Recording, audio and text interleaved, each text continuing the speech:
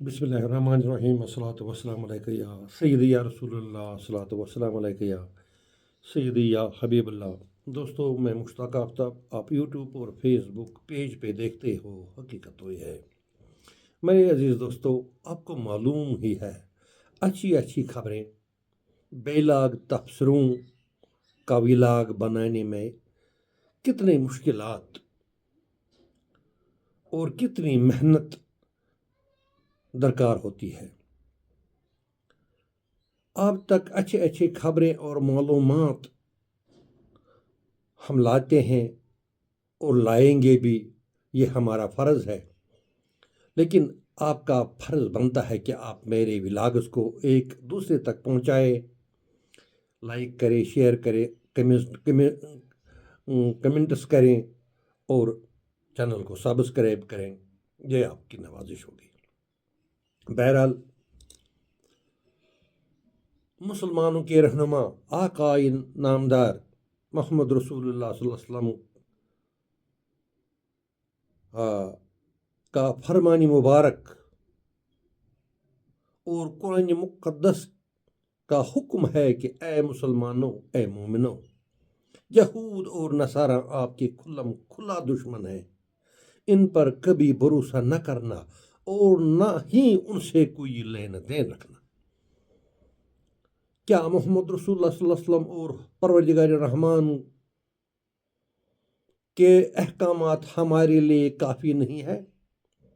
لیکن اگر آپ لوگ سرسری نظر بھی کرو گے، دنیا میں جتنے بھی مسلمان دیش ہے، ان تمام کا لین دین اور دوستی انہی دو قوموں یہود اور نصارہ سے 100% ہے۔ گویا کہ سراسر محمد رسول اللہ صلی اللہ علیہ وسلم اور خدا کائنات کے احکامات کی خلاف ورزی کرتے ہیں، خلاف ورزی ہوتی ہے، جو آج کل کے نام نہاد مسلمان جان بوجھ کر عمدن اور قصدن کر رہے ہیں۔ حالانکہ محمد رسول اللہ صلی اللہ علیہ وسلم اور خدائے بزرگ و برتر کے احکامات کو نہ ماننے والا کسی بھی صورت میں ابن مسلم نہیں ہوگا، اور ان دونوں کے احکامات کو نہ ماننے والوں کے بعد میں جو زار رونا پڑتا ہے، ان کو پچھتانا پڑتا، لیکن وقت گزرنے کے بعد اب پچھتائے کیا جب چڑیا کھل گئی کھیت۔ بہرحال، جس چیز کا ڈر تھا وہی ہو گیا۔ ایک طرف امریکہ اور ڈونلڈ ٹرمپ نے ایران کے ساتھ بات چیت جاری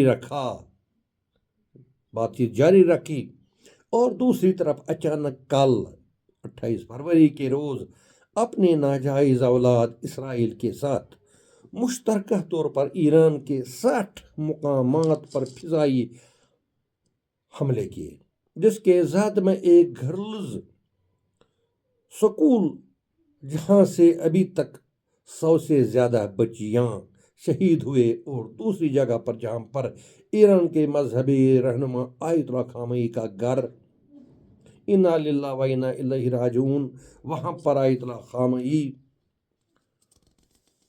کے ساتھ اس کی بیٹی اور داماد اور بچے بھی شہید ہوئے ہیں۔ اتنا ہی نہیں بلکہ پاسداران انقلاب کا فوجی جنرل بھی شہید ہو گیا۔ یہ ہوتا ہے کسی غیر یہود اور نصارہ پر بھروسہ کرنے کا نتیجہ، یہ ہوتا ہے اللہ کے رسول صلی اللہ علیہ وسلم اور قرآن کا حکم نہ ماننے کی سزا۔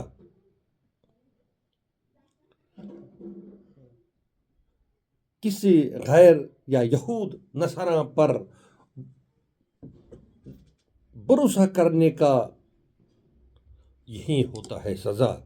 آپ نہ سمجھو کہ جو باقی ممالک مسلمان ہیں وہ بھی بچے ہیں، ان کی باری بھی آنے والی ہے، لیکن بقول جگر مراد آبادی، جہاں میں اہل ایمان صورت خورشید جیتے ہیں، ادھر ڈوبے ادھر نکلے، ادھر ڈوبے ادھر نکلے۔ ادھر ڈوبے ادھر نکلے، یہ اس کا میں یوں بتاؤں گا، یعنی جو اہل ایمان اور صادق القول ہوتے ہیں، گرچہ وہ آپ ایک کو مارو گے وہاں پر 2 نکل جائیں گے، اگر وہاں پر 2 کو شہید کرو گے وہاں پر 10 نکل جائیں گے، اور وہاں سے 10 کو شہید کرو گے یہاں 100 نکل جائیں گے۔ اسی لیے جگر مراد آبادی کہتے ہیں جہاں میں اہل ایمان صورتی خورشید جیتے ہیں، ادھر ڈوبے ادھر نکلے، ادھر ڈوبے ادھر نکلے۔ ایران نے پہلے ہی ایسی چین تیار اور مقرر کر دی تھی تاکہ جنگ کی صورت میں عوام اور فوج تتر بتر نہ ہو پائی۔ اس کے فوراً بعد ایران کے جانشاروں نے تمام مڈل ایسٹ کے جہاں پر امریکہ کے ہوائی اڈے ہیں آنن فانن میزائلوں سے تاپڑ توڑ حملے شروع کیے، اور تمام جگہوں کے ہوائی اڈے چلنے پھرنے کے قابل نہ رہے۔ یقیناً وہاں سے اب ایران پر کوئی ہوائی جہاز نہ اڑے گا کیونکہ وہ ناکارہ ہو گئے ہیں۔ کویت کے ایک 10 سالہ عمارت کو زمین بوس کر دیا گیا۔ ادھر ایران نے برق رفتار میزائلوں نے اسرائیل کے ہائفا اور کئی اور شہروں کو نشانہ بنایا۔ ایک بس اڈے میں 200 بس کے قریب بسوں میں آگ لگ گیا، آنن فانن سب بس اڈا بزم اور بسنت ہو گیا، اور درجنوں عمارتوں کو زمین بوس ہونا پڑا۔ عزیز دوستو، یہ ابھی ابتدا ہے، ابھی ایران نے خوفناک میزائل نہیں نکالے ہیں، ابھی اسرائیل کو مٹی میں ملنا باقی ہے، ابھی امریکہ کے یدھ پوتوں ابراہیم لنکن کو سمندر میں زمین برد ہونا ہے، ابھی ایران نے آبنائے ہرمز کو کل ہی بند کیا۔ مغربی دنیا کے لوگ، خاص کر امریکہ کے لوگ، ڈونلڈ ٹرمپ کے خلاف کل سے ہی برسر پیکار ہیں۔ کسی جہاز کو یہاں سے آبنائے ہرمز سے گزرنے کی اجازت نہیں ہوگی۔ ابھی 24 گھنٹے بھی نہ گزر گئے، تیل آنن فانن غائب ہو گیا۔ 2-3 دنوں کے بعد کسی کو کہیں سے بھی پیٹرول، گیس وغیرہ وغیرہ نہیں ملے گا۔ تب امریکہ اور اسرائیل کیا کرے گا؟ پوری دنیا جیسے جام ہو کر رہ جائے گا۔ امریکہ نے جنگ میں بہت جلد بازی کی اور انتہائی غلط قدم اٹھایا اور غلط وقت پر اٹھایا۔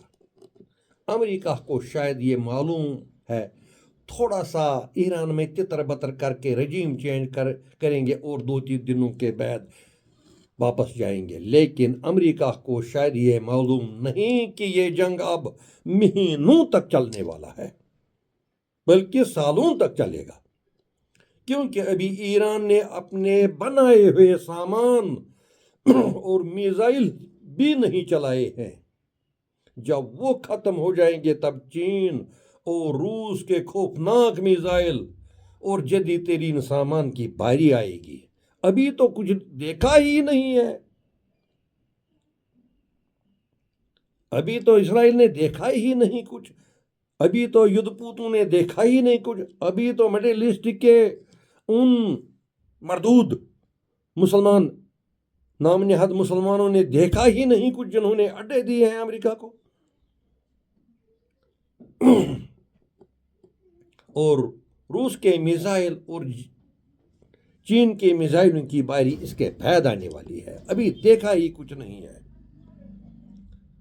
روس اور چین اسی غلطی اور اسی دن کے انتظار میں، بالخصوص چین، کہ کب امریکہ ایران پر حملہ کر کے ایسی غلطی انجام دے۔